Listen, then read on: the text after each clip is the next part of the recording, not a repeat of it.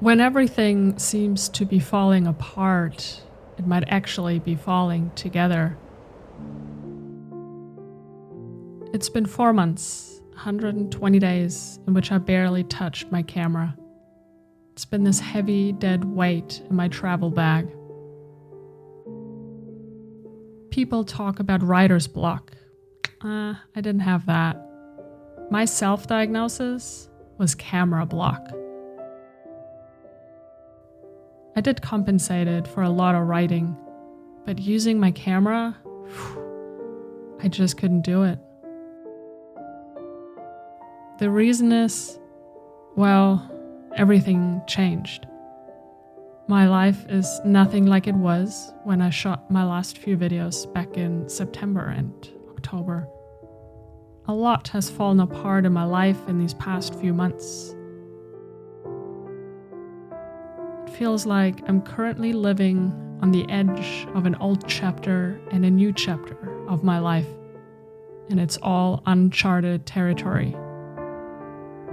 I'm called to walk into the next phase on my journey, for which old ties had to be released for me to be able to step into the new, this next level in this game called the human experience. I had to release my relationship, my home base, business plans and projects. It felt like free falling, being in the space of not there anymore and not quite yet there.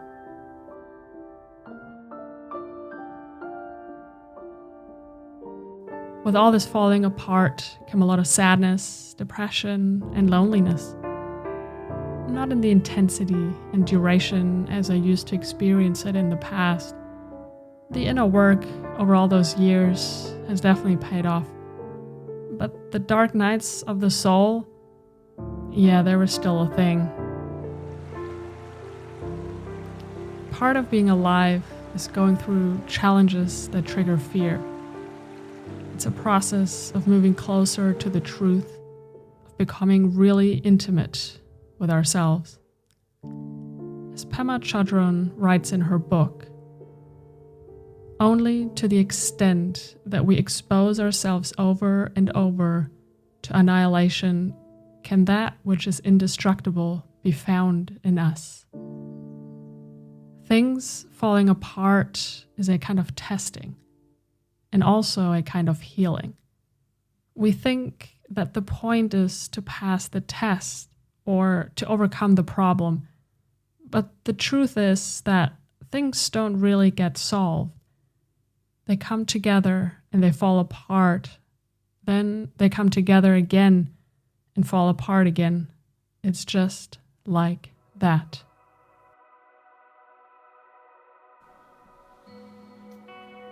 I've come to realize that I feel quite rootless and scattered, like a tree with its roots up in the air. After all those years of a nomadic life and living all over the world, I currently don't feel home anywhere right now. And going through a breakup and saying goodbye to my home base in Los Angeles as a consequence of that, I feel even more uprooted. On top of that, my new home base plans fell through unexpectedly, but that's a story for another video. Since October, I spent a lot of time in Bali and then also Germany, France, and I briefly went back to California. And even though that might sound great and exciting, what my heart longs for the most right now is a new home base and a stable community of friends. But I take it as another lesson to find home within myself, no matter where I am. I've learned quite a few things over the last few months since my life For one, I found an even deeper layer of self-love. And even though I thought I really loved myself already a few months ago, I now know that there was so much self-love that was still missing. But I'm also a lot more emotionally resilient than I thought. Over all those years of inner work and accumulating a lot of tools for daily rituals and for when things get tough, I know that I can go through these challenging times. I have the tools now and also the community and the professional help. I bounce back much quicker these days than I ever did before.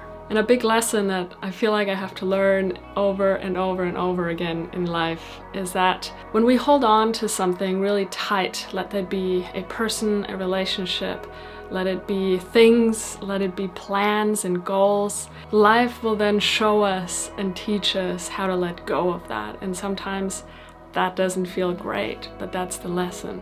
And I've come to learn once again just how important friends and family are, and how important it is to me to feel seen, to feel heard, to feel loved during those challenging times. And I have so much gratitude for all the people that have held space for me throughout this time, and I wouldn't be where I am today if it wasn't for them as well.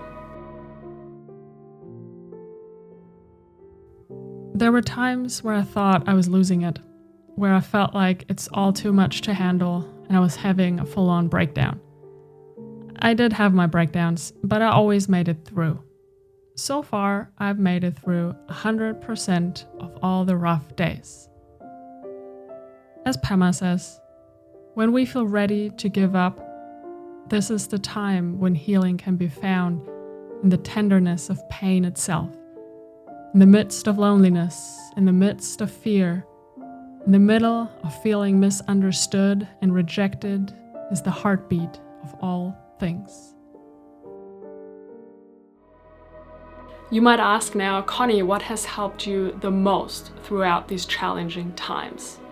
And I have an answer for that, because there's quite a lot that has helped. For one, breathwork was a huge help. Let it be in breathwork circles, online, offline, or one-on-one sessions with breathwork practitioners. It helped me so much, especially when things were really, really painful and hard. It's such a great way to process emotions, which brings me to my second point, which is taking time to actually sit down and feel and process and connect to my emotions, let it be through meditation or journaling, but just sitting with the sadness, the loneliness, the anger, and giving it all the space that these emotions and feelings need, that is probably one of the biggest things that helped me through a lot of the really tough days.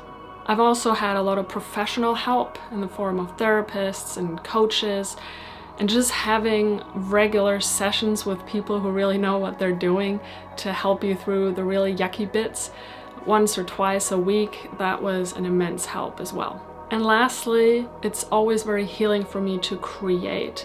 And I never did not create. Of course, there were days when I just didn't have the energy, but writing was always available to me, even though I wasn't able to make videos and stand in front of the camera. But I did do a lot of writing for myself on my blog and my newsletter on Instagram, and also recorded some podcasts. But it is such a beautiful tool to have to express ourselves creatively, and it's always available to us. And then also at the same time, I've been learning a ton through my own challenges and my healing process. I've become even more interested in psychology, in neuroscience, in philosophy, the mind-body connection, and so much more stuff. I've been reading a ton, and it's hard almost to be sad and in pain and curious and creative at the same time. And so when I was in that place of creating, I didn't feel sad, and I felt like I was really utilizing these energies in my body. Instead of sadness or anger, I was actually utilizing them in a more productive way, which was also very, very healing. To be fully alive, fully human, and completely awake is to be continually thrown out of the nest.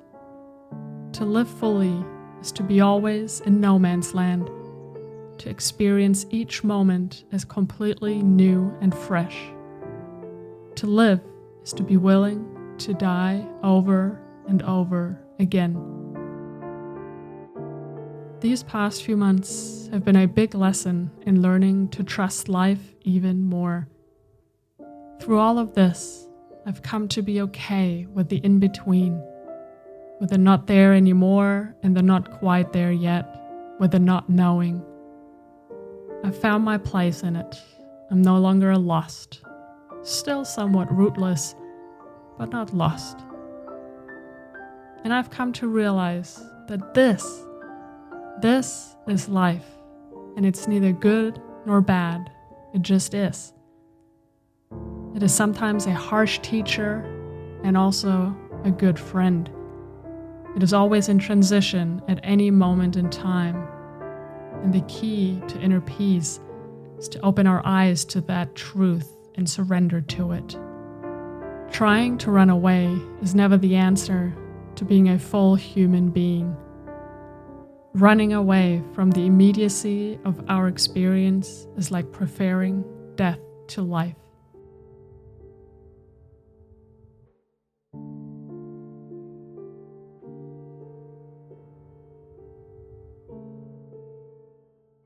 I'm still struggling with a few things for sure, and I still have quite a few bad days, but the good days, they are getting more and more numerous, and that's a good thing.